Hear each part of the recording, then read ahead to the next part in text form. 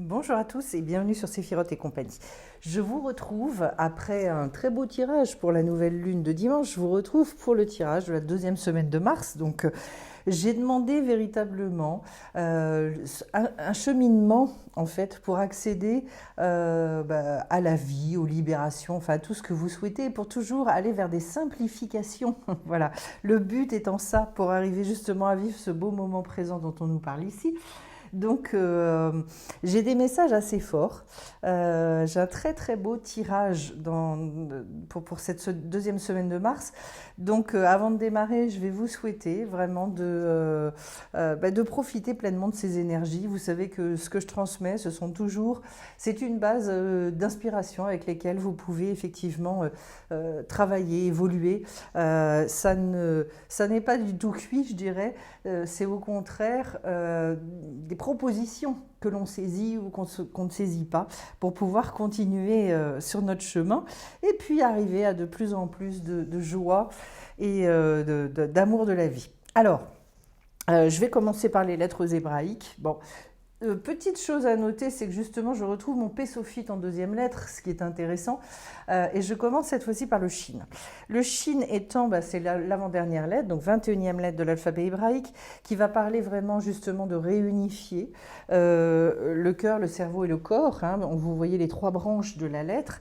Et donc, pour arriver à une paix aussi bien intérieure que extérieure, de toute façon, les deux sont bien évidemment liés, et qui parle aussi, puisque c'est le Hesh, c'est le feu, donc de ranimer quelque chose, de ranimer une flamme. Derrière tout ça, surtout que ici j'ai la carte balai masque, donc ça veut dire quoi? Première question à se poser, c'est où est-ce que je me suis résignée, où est-ce que je me suis planquée derrière certaines choses, où est-ce que je me suis cachée? Cacher soit à moi-même, soit je le cache aux autres, enfin voilà, c'est-à-dire à un moment donné faire tomber les masques, ça n'est jamais facile, il y a un côté prise de risque, il y a un côté aussi aller vers l'inconnu, inconnu déjà de soi-même, mais aussi comment est-ce que les autres vont réagir par rapport à ça, parce que forcément il y a des conséquences. Et le Shin, c'est de dire je reviens finalement à ce qui me fait vibrer profondément, à ce qui me remet dans une énergie d'action qui nourrit ma volonté. De toute façon, voilà, c'est vers ça qu'on va pour pouvoir après fixer nos objectifs, avancer, etc. Vous allez voir que le tirage ici de cette roue médecine, il est extrêmement pertinent. Il a des messages très intéressants. Derrière, j'ai le P sophite, donc c'est la même chose que le P, mais à des niveaux à un niveau qui est encore plus important, plus fort énergétiquement. Le P, c'est justement en lien avec le goût de la vie. C'est une lettre qui va appeler des libérations, qui va appeler à un moment donné quelque chose à éclater. C'est vraiment un petit peu, vous le mettez en lien avec la maison de Dieu si vous connaissez. Autrement dit, quelque chose qui nécessite de sortir d'un enfermement. Et donc c'est pour ça que c'est une lettre qui est aussi en lien avec la colère, parce qu'on va s'apercevoir, enfin, il faudra peut-être que je fasse une vidéo sur le sujet, mais que la colère est la racine quasiment de tous les défauts que l'on peut avoir. Et donc, voilà, le P, c'est la lettre également des échanges sociaux, de la communication, et puis, puisque c'est la bouche, hein. Donc en fait, un besoin de dire les choses, un besoin d'exprimer, que les choses qui sont à l'intérieur sortent à l'extérieur. Voilà pourquoi ça fait penser très fort à la maison Dieu. Alors, d'autre part, je reprends ma carte balai masque. Vous voyez ici, balai masque, c'est quoi? C'est d'accepter finalement d'exprimer sa vérité. Exprimer sa vérité, c'est finalement quelque chose de très difficile. Pourquoi? Parce que notre vérité, c'est précisément ce qui va faire que nous ne ressemblons pas aux autres. C'est toutes nos différences. Voilà, j'en parle dans mon livre, Le pouvoir des inclassables, à quel point c'est finalement difficile et à quel point sortir du conformisme est compliqué. Je suis différent de l'autre, je ne pense pas comme lui, je ne ressens pas comme lui et je viens pour exprimer ça. Précisément cette différence-là, c'est ce dont on nous parle là. La seule chose d'ailleurs qui nous mette finalement en joie, hein, c'est l'unique chose, c'est d'arriver à exprimer ça. La carte du moment présent, c'est un vaste thème. On est bien d'accord, puisque arriver à vivre le moment présent, ça veut dire finalement avoir complètement nettoyé les choses du passé, avoir fixé ses objectifs et être capable de vivre chaque instant dans sa plénitude totale, sans penser à avant ou à comment ou à après. Donc c'est une présence aux événements, une présence à soi-même qui est extrêmement élevée, que l'on développe petit à petit pour que finalement, justement, ce sentiment de plénitude, il se développe. Pourquoi? Parce que je n'ai pas l'angoisse de ce qui va se produire, je n'ai pas l'angoisse de l'avenir, et en même temps, je n'ai plus les blessures du passé, elles sont soignées. On va en reparler parce qu'il y a un gros item sur la libération émotionnelle sur laquelle je vais vous faire une vidéo. Ensuite, j'ai la profonde gratitude. Alors, ce qui m'est immédiatement venu, c'est peut-être la possibilité de vous poser la question sur quels items dans ma vie je n'arrive pas à être en gratitude. À quel endroit ça n'est pas possible. Pourquoi? Parce que je vous parlais de la colère tout à l'heure avec la lettre P. C'est très fort l'idée en fait de relier la colère à beaucoup de problématiques de nos vies. La colère est souvent reliée au sentiment d'injustice et donc en fait ça empêche toute gratitude bien évidemment. Être en gratitude, c'est ce qui est la marque la plus profonde, je dirais, de l'acceptation totale de notre chemin de vie, des événements qu'on traverse, etc., etc. Donc là aussi, c'est un chemin, et puis on fait au fur et à mesure. Mais justement, ce qu'il y a d'intéressant, c'est de ne pas chanter je dirais ce qu'on ressent, où on est en but par rapport à certaines choses. Souvent, nous, on veut aller regarder que à ce qui se passe véritablement bien dans nos vies, et je dirais là où on est conforme à ce qu'on pense être bien. Alors qu'en fait, la vie, elle nous dit non, va d'abord regarder là où justement ça coince pour te libérer, pour qu'après tu roules. Après, c'est l'autoroute de la vie, je dirais. Donc en fait, ces cartes-là, elles nous disent, enfin, ce sont trois archétypes très puissants. La vérité, le moment présent et le fait de pouvoir être en gratitude, c'est énorme. Donc en fait, ce sont aussi, si on fait un raisonnement à l'envers, les endroits où justement je n'arrive pas à être dans ma vérité, ou donc qu'est-ce que je masque? Le moment présent, c'est qu'est-ce qui me retient, soit dans mon passé ou par rapport à ma désécurisation, qu'est-ce qui m'angoisse dans les changements que je devrais mettre en place. Et puis, la profonde gratitude, de la même manière, c'est où est-ce que, justement, je suis au contraire dans un état d'esprit, de rébellion, de colère intérieure, etc.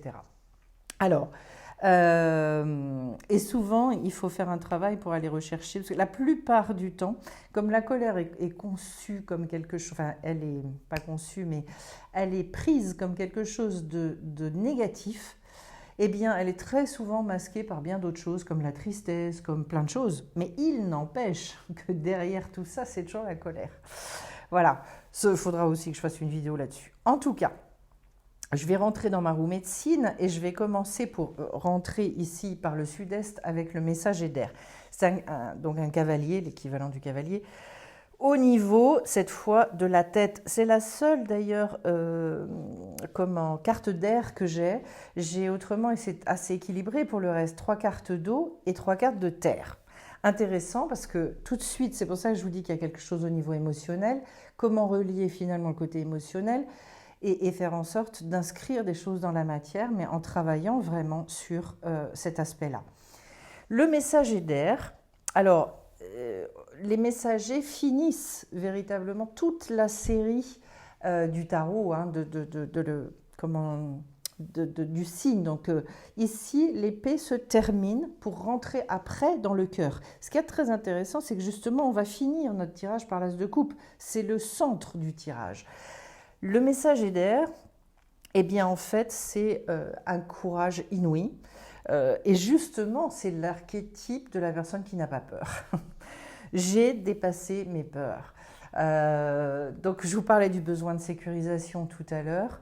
Eh bien, en fait, on vous dit pour rentrer dans ce tirage, la première chose, c'est de ne pas avoir peur, d'être brave, je dirais. Voilà.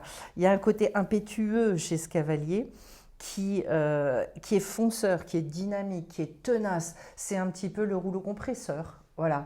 Et en même temps, bien évidemment, en fait, ça va nécessiter une forme de détachement, une forme aussi d'ambition, une puissante ambition pour avancer et pour aller vers les libérations qu'on attend et le bien-être que l'on recherche.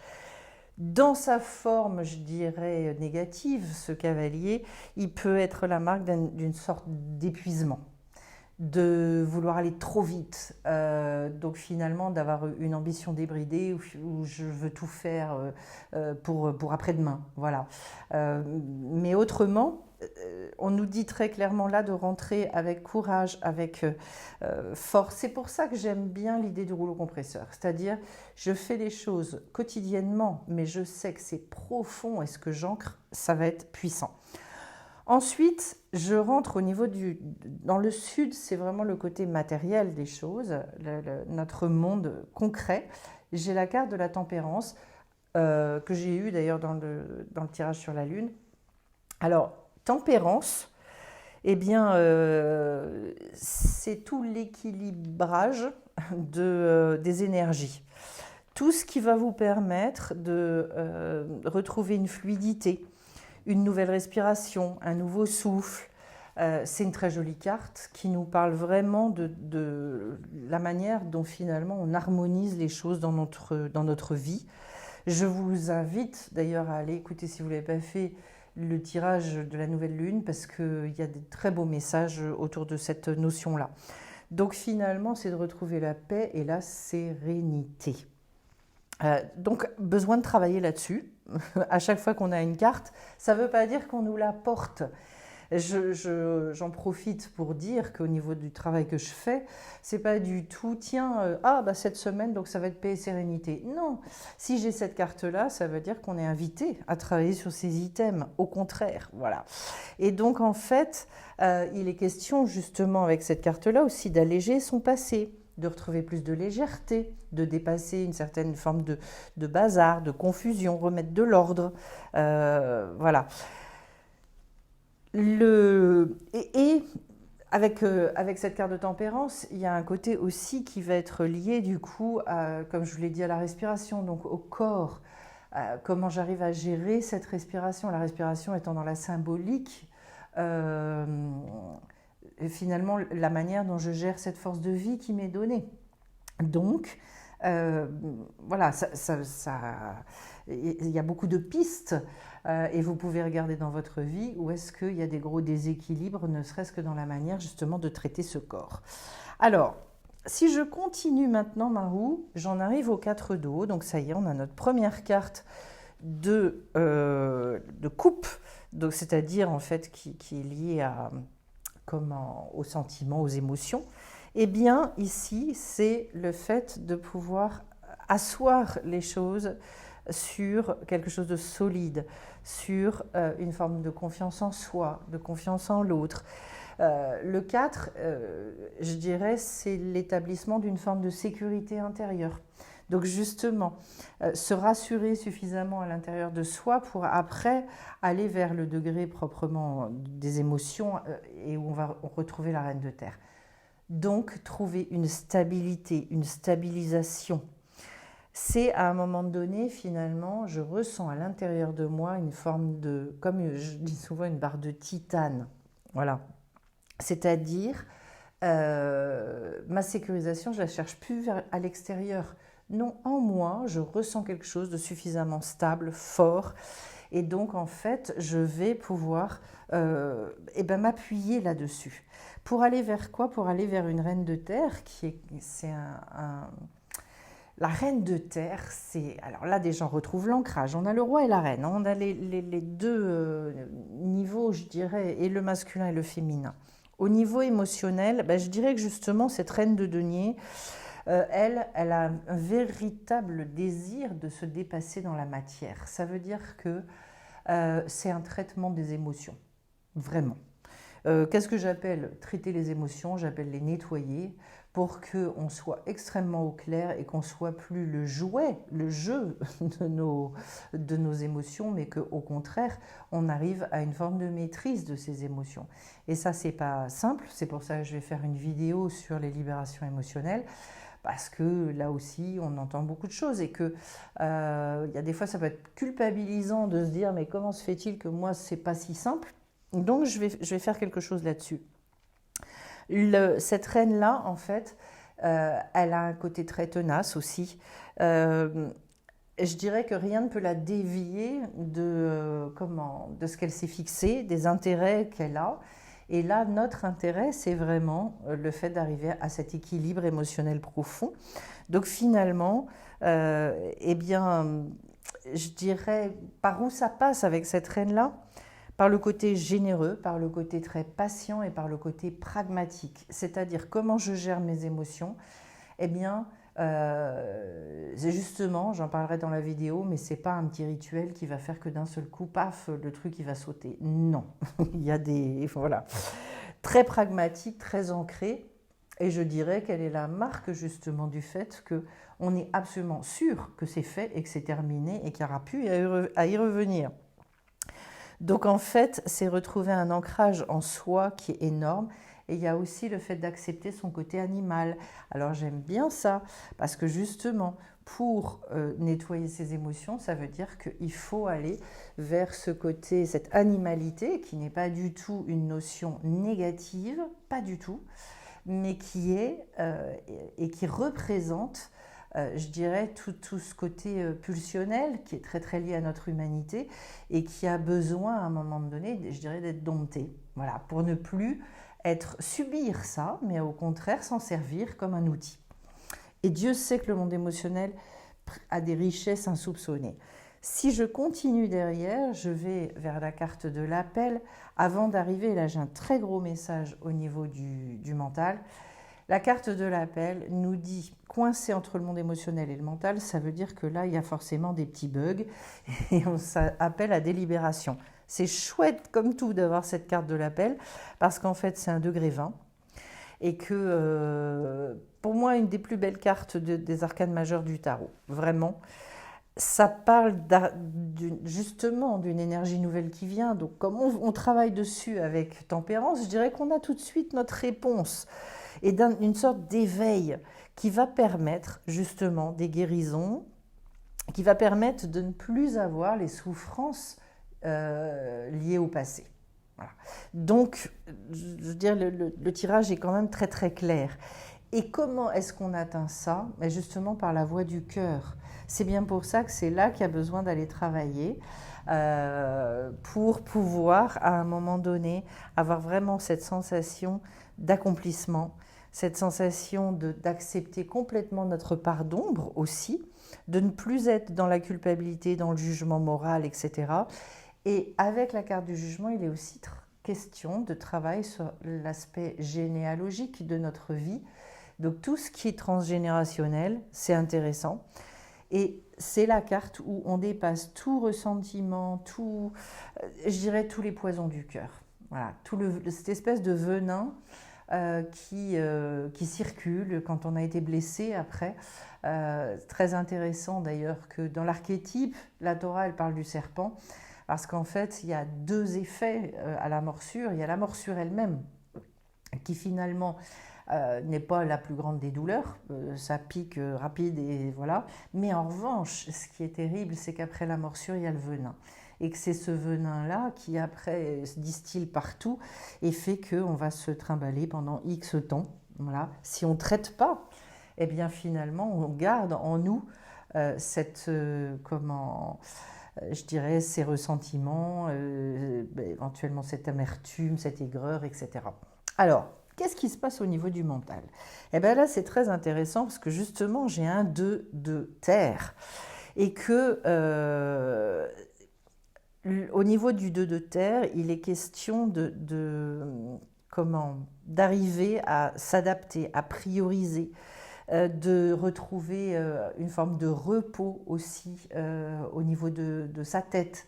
C'est-à-dire Comme si le mental avait besoin de se poser. Il avait besoin aussi de rechercher ce qui lui manque pour avancer. Concrètement et dans la matière, c'est-à-dire concrètement dans ma tête, qu'est-ce qui fait que ça bloque? Qu'est-ce qui fait que je n'arrive pas à choisir? C'est à partir du 3 que je vais résoudre le problème de la dualité. Au niveau du 2, j'ai encore, il y a ça, mais de l'autre côté, il y a ça. Donc finalement, c'est une carte qui me dit au niveau du mental que peut-être il y a des zones dans votre vie où vous êtes en suradaptation. Peut-être que vous avez besoin aussi d'apprendre à gérer les choses, calmer ce mental. Gérer son mental, ça veut dire quoi? Ça veut dire que petit à petit, quand on nettoie au niveau émotionnel, les pensées se purifient, les pensées, elles se clarifient, on est moins encombré, il y a moins de choses qui tournent dans la tête et qu'on subit finalement. Voilà. C'est aussi un mental qui finalement doit se mettre au service de choses extrêmement concrètes pour avancer. Donc ça, faire la chasse, regarder, juste observer finalement dans nos pensées tous les moments où on réfléchit à certaines choses et où en fait c'est juste pour tourner en rond, mais qu'en fait ça ne nous fait absolument pas, ça ne nous permet pas de mettre un pied devant l'autre. Voilà. Eh bien, en fait, on s'aperçoit qu'il y a quand même quelques heures dans notre vie où on a perdu son temps. Au niveau du mental, c'est un petit peu ça. Voilà. Donc, récupérer les forces au niveau du mental, lui accorder du repos. Et c'est vrai que tant que émotionnellement c'est pas traité, le mental, il essaie, lui, de continuer à gérer les choses. Pourquoi ? Parce que l'être humain est ainsi fait que le mental, les émotions, tout ce qui vient, il peut pas refouler, enfin si, il arrive même à refouler ça, d'où le fait qu'il est très mal. Mais je veux dire, il peut encore, oui, il a encore cette possibilité de refouler. Au niveau du mental, on ne peut plus. Et le mental va essayer, lui, de résoudre le problème que le cœur n'a pas résolu. Donc en fait, ça tourne en boucle. Alors on arrive derrière au roi de terre. Je trouve ça joli parce que ce roi-là,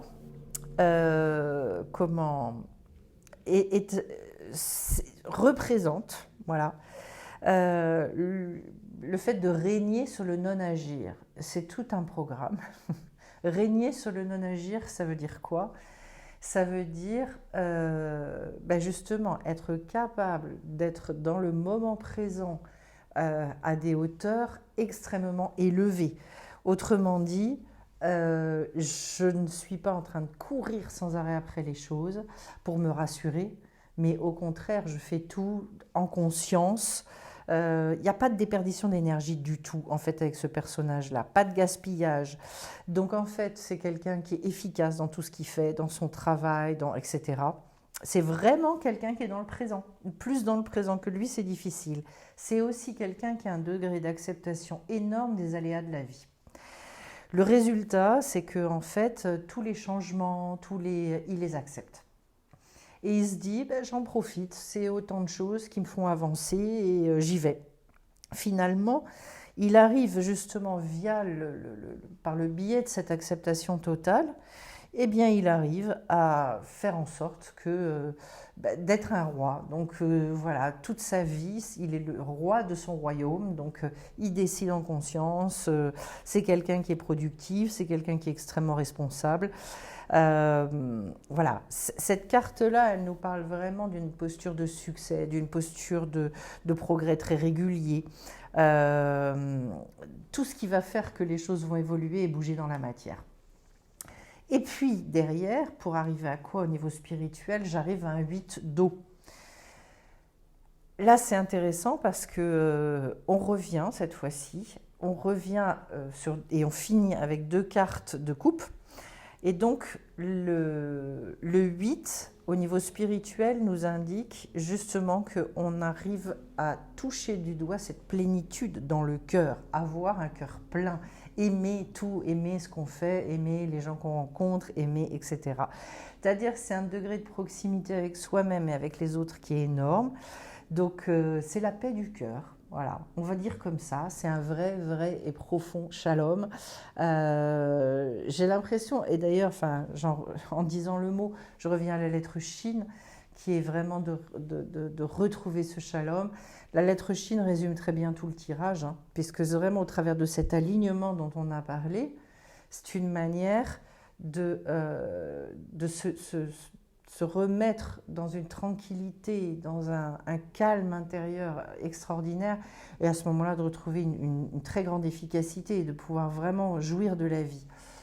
Je précise aussi d'ailleurs que le 2 de terre, ça peut vouloir dire une chose, c'est un besoin aussi de s'ouvrir à d'autres possibilités, d'arrêter finalement d'être focus toujours sur les mêmes croyances, mais au contraire de devoir réouvrir les choses.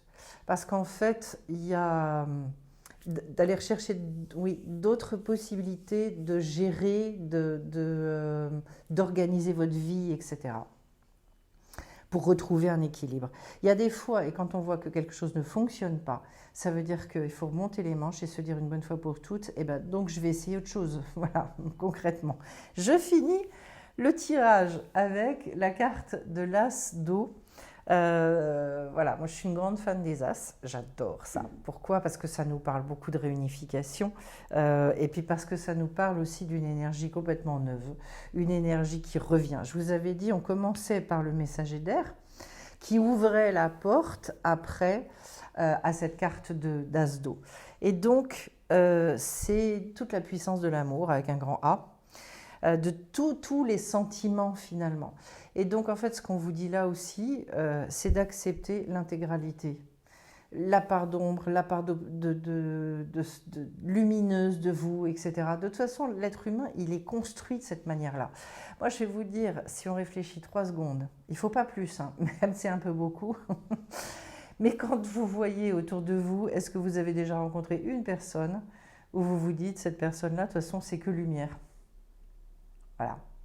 Donc, quand on en est là, et quand on regarde les choses de cette manière-là, extrêmement objectivement, on se dit, donc il faut arrêter de se dire qu'un jour, on arrivera à n'être que lumière. Non, pas sur cette terre, pas maintenant. Voilà, c'est pas pour tout de suite.